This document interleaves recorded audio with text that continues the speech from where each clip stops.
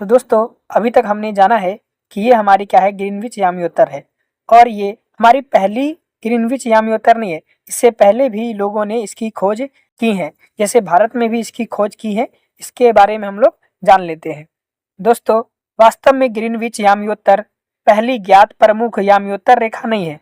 अतीत में अन्य प्रकार के याम्योत्तर भी थे। वास्तव में यूरोप से अनेक शताब्दियों यानी हजारों वर्ष पूर्व भारत की स्वयं की एक प्रमुख याम्योत्तर थी, जिसे मध्य रेखा भी कहा जाता था। और यह उज्जैनी यानी अब वर्तमान में उज्जैन के मध्य से गुजरती थी। उज्जैन अनेक शताब्दियों तक खगोल विद्या का एक प्रतिष्ठान केंद्र रहा है और लगभग 1500 वर्ष पूर्व प्रसिद्ध खगोलविद ब्राह्महीर भी यहाँ रहे और अपना कार्य किया।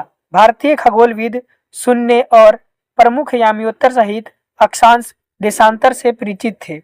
उज्जैनी याम्योत्तर सभी भारतीय खगोलीय ग्रंथों में गणनाओं के लिए एक प्रमुख संदर्भ बन गया था। यानी दोस्तों उस समय जो खगोलविद थे, यानी जिन्हें सूरज, तारे, पृथ्वी के बारे में जानकारी होती थी, वे लोग उन्होंने एक रेखा की खोज की थी जो हमारी प्रमुख याम्योत्तर थी और उसके अनुसार वे लोग जो है खगोलीय ग्रंथों में गणनाओं के लिए इसका उपयोग करते थे। तो जैसा कि दोस्तों आप इस मैप में देख सकते हैं कि ये हमारी एक रेखा थी जो हमारी मुख्य याम्योत्तर थी उस समय, और उसके हिसाब से समय वगैरह जो है तय की जाती थी, जो कि ये लाइन है। वर्तमान में ये उज्जैन यहाँ पर है और ये एक रेखा जो गुजर रही है ये हमारी थी प्रमुख याम्योत्तर। और इसके आसपास ही यहाँ दिल्ली बसा है, इधर कोलकाता है, ये उज्जैनी है, ये इधर मुंबई है, कुछ राज्य हैं जो दिखाई जा रही है, ये सभी इस लाइन के किनारे ही हैं। तो दोस्तों आज भारत से गुजरने वाली जो प्रमुख याम्योत्तर रेखा है वो 82.5 डिग्री पर स्थित है और ये जो रेखा गुजर रही है ये हमारी लगभग 75.8 डिग्री है, 8 मिनट है। और आज जो समय मापा जाता है वो इस रेखा के मुताबिक मापा जाता है, जो कि 82.5 डिग्री है, यानी 82 डिग्री 30 मिनट पर स्थित है और इसके हिसाब से हम लोग टाइम को मापते हैं। तो दोस्तों आप मैप में देख सकते हैं कि यहाँ 70 डिग्री है, यहाँ 80 डिग्री है और यहाँ 90 डिग्री है। ये देशांतर रेखा गुजर रही है 70 डिग्री पर, या 80 डिग्री पर और ये 90 डिग्री पर। वही यहाँ 80 से थोड़ा सा आगे 82 डिग्री 82 डिग्री जो है एक लाइन गुजरती है और यही रेखा जो है हमारे भारत में समय मापने के लिए उचित माना गया है। यहाँ से आप देख सकते हैं ऐसे ये रेखा ऐसे गुजरती है यहाँ से, जो भारत को बीचों बीच में से आधी आधी कर रही है। ये इतनी मैप हो गई आधी और इतनी मैप हो गई आधी, तो ये भारत के बीचों बीच से गुजरती है और इसी के हिसाब से हम लोग जो है घड़ियों में समय को सेट करते हैं। उसी मुताबिक हम देख सकते हैं कि गुजरात में अगर 2 बज रहा होता है तो यहाँ पर जो है 4 बज रहे होते हैं।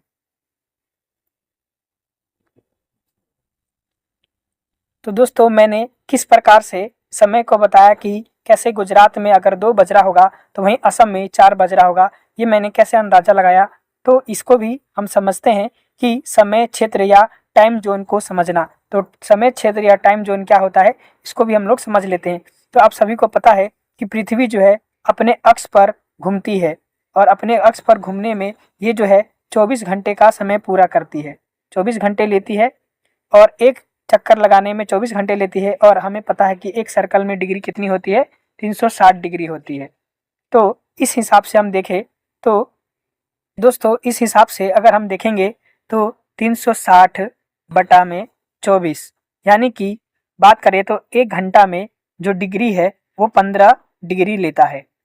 यानी अगर ये हमारे धरती के बीचों बीच की लाइन है तो यहाँ से जो अगली लाइन होगी वो मान के चलते हैं 15 डिग्री पे होगी और इधर से जो होगी वो 30 डिग्री पे होगी, इधर वाली भी 15 डिग्री, 30 डिग्री, 45 डिग्री, इस प्रकार से।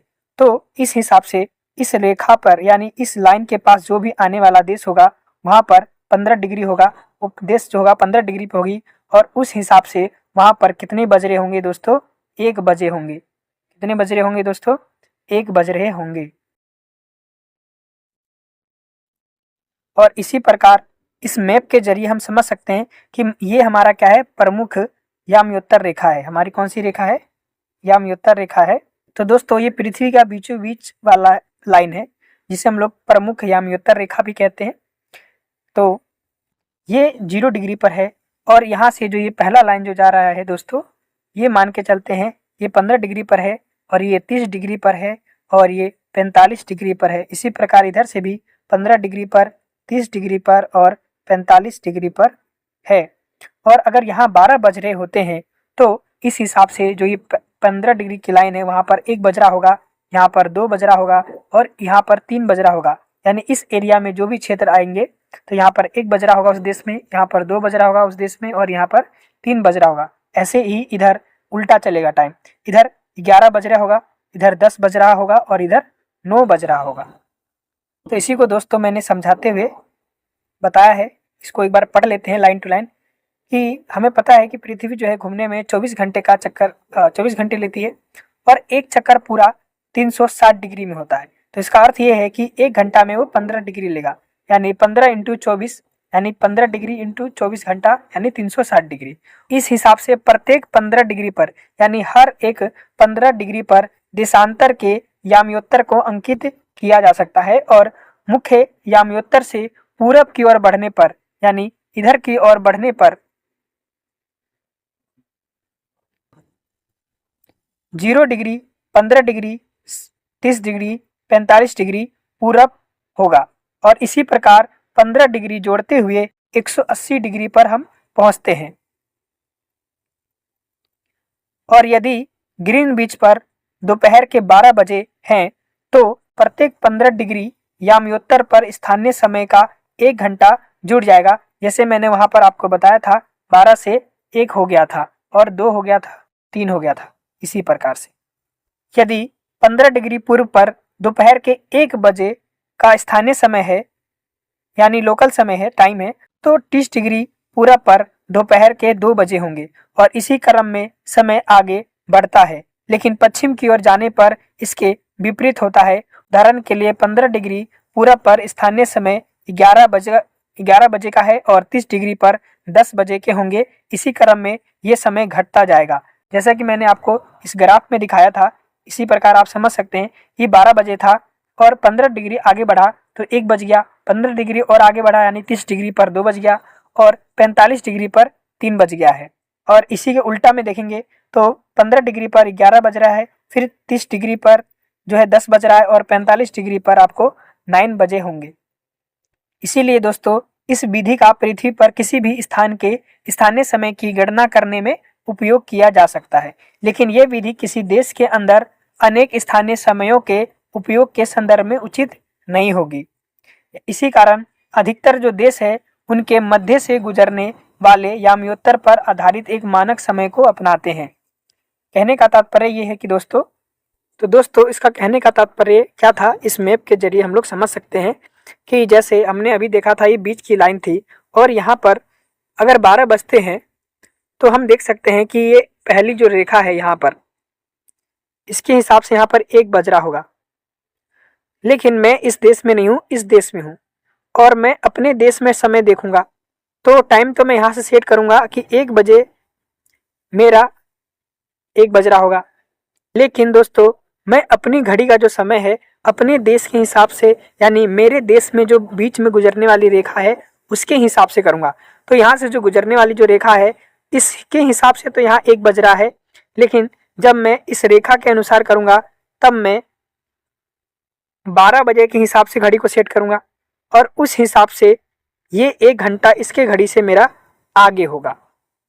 इसी कारण जो अधिकतर देश है उनके मध्य से गुजरने वाले याम्योत्तर पर आधारित एक मानक समय को अपनाते हैं। और भारतीय मानक समय इंडियन स्टैंडर्ड टाइम या IST जो ग्रीनविच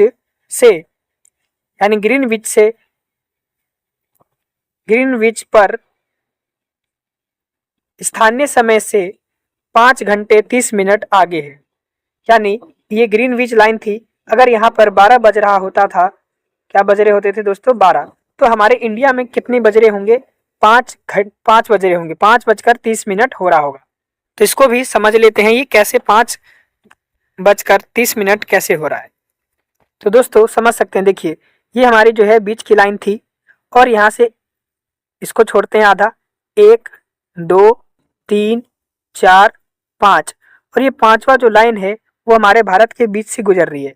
और जैसे कि मैंने बताया, हर एक लाइन जो होता है वो 1 बजे के करीब होता है। तो दोस्तों यहाँ से 1 2 3 4 और 5, और आधा ये, यानी 5 घंटा, यानी एक जो डिब्बा बनता था हमारा 1 घंटे के बराबर था, तो 5 डिब्बा हमारे 5 घंटे यानी 5 बजे के बराबर हो गया, और आधा ये यानी 5:30। तो यहाँ पे समय क्या होगा, 5:30। तो इसी के साथ हम ये भी समझ सकते हैं कि प्रत्येक देश का क्या होता है, एक मानक समय होता है, एक टाइम स्टैंडर्ड होता है, और ये हर एक देश में एक जैसा नहीं होता है। जैसे रूस, कनाडा, संयुक्त राज्य अमेरिका जैसे एकल समय क्षेत्र की दृष्टि से अत्यधिक विशाल है।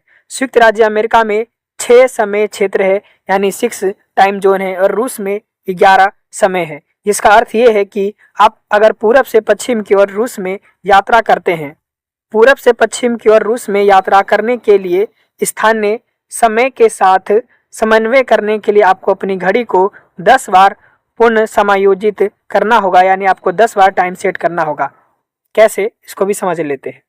तो जैसा कि यहाँ पे बताया था कि अमेरिका में 6 समय क्षेत्र है, 6 टाइम जोन है, और रूस में 11 है। कैसे है, इसको भी जरा हम समझ लेते हैं कि यहाँ से आप देख सकते हैं 1 2 3 4 5 6 7 8 9 10 और 11। तो रूस में कितने हो गए दोस्तों, 11 हो गए। और इस हर एक 11 लाइन के हिसाब से, हर एक लाइन के हिसाब से घड़ी में टाइम को सेट किया जाएगा। यानी आप अगर इस एरिया में है तो इसके हिसाब से अपना टाइम सेट करेंगे, और यहाँ जाएंगे तो फिर इसके हिसाब से सेट करेंगे, क्योंकि यहाँ जो बज रहा होगा और यहाँ जो बज रहा होगा वो अलग अलग होगा। यहाँ पर अगर 2 बज रहा होगा तो यहाँ पर घड़ी में 3 बज रहा होगा, तो इस हिसाब से आपको टाइम फिर से सेट करना पड़ेगा। फिर यहाँ जाएंगे तो फिर सेट करना पड़ेगा, यहाँ जाएंगे तो भी सेट करना पड़ेगा। तो इस हिसाब से आपको 10 बार टाइम को सेट करना पड़ेगा। इसी प्रकार हम अमेरिका में भी समझ सकते हैं कि कैसे यहाँ पर जो है 6 टाइम जोन हो जाता है, क्योंकि यहाँ पर कितने आ जाते हैं दोस्तों, यहाँ से देखिए 1,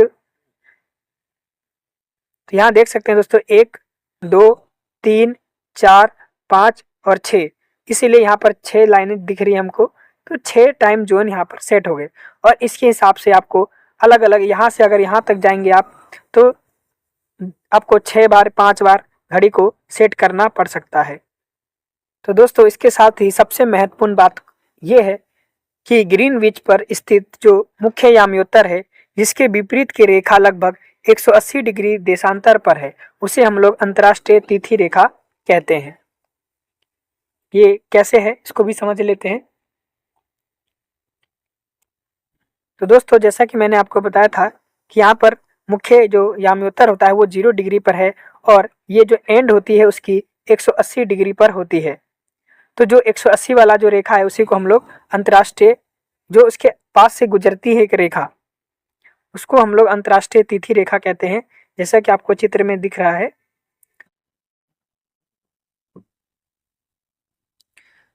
जो ये तिरछी रेखा जा रही है, ये हमारी जो है अंतर्राष्ट्रीय तिथि रेखा है।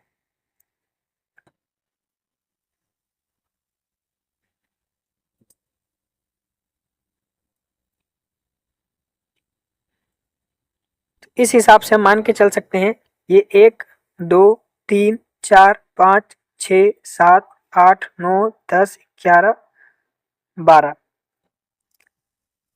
और हर एक लाइन 15 डिग्री है, यानी कि जब हम 12 को 15 से मल्टीप्लाई करेंगे, अरे चल जा, तो टोटल हमारा 180 डिग्री होता है। 180 है, 180 डिग्री हो गया। तो जो 180 डिग्री के पास है वो हमारा क्या हो गया, अंतर्राष्ट्रीय तिथि रेखा हो गया। तो जैसा कि आप मानचित्र में देख सकते हैं कि +12 और -12 समय क्षेत्र इस रेखा पर एक दूसरे को छूते हैं। यदि आप इसे समुद्री जहाज या विमान पर विमान से पार करते हैं तो आपके द्वारा अपनी घड़ी की तिथि में परिवर्तन करना आवश्यक है। यदि आप पूरब की ओर यात्रा करते हुए इसे पार करते हैं तो आपका जो दिन होगा वो, तो इसके लिए आप एक दिन को घटाएंगे। यानी अगर आज रविवार सोमवार है तो इसके पीछे क्या होगा, रविवार।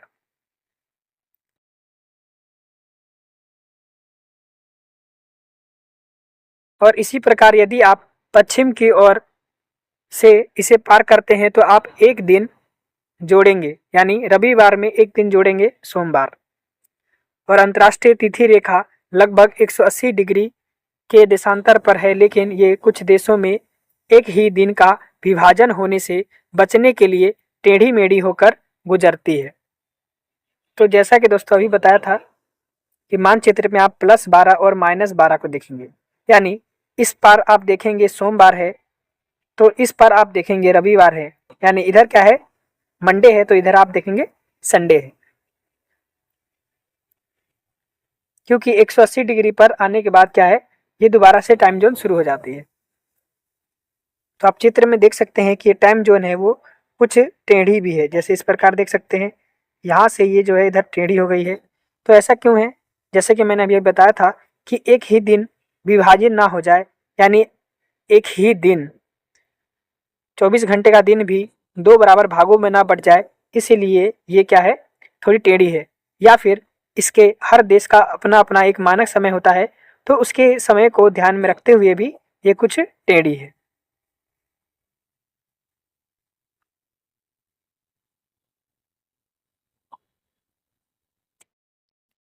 तो दोस्तों आपका चैप्टर यहीं तक था।